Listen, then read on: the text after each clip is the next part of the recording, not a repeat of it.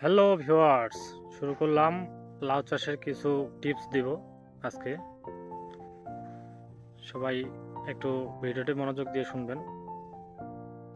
লাউ চাষে মাছি বা ছিদ্রকারী পোকা দমন করতে কোনো বিকল্প পাচ্ছেন না,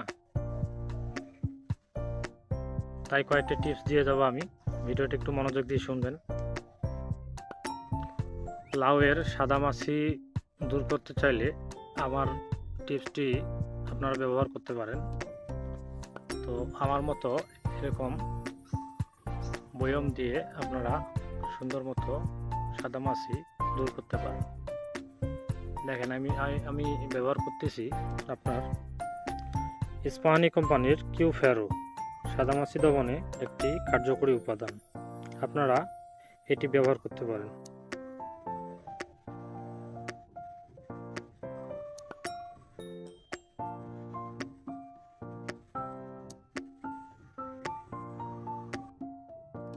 এই টোপটি ব্যবহার করলে আপনারা সাদামাছির হাত থেকে লাউকে রক্ষা করতে পারবেন।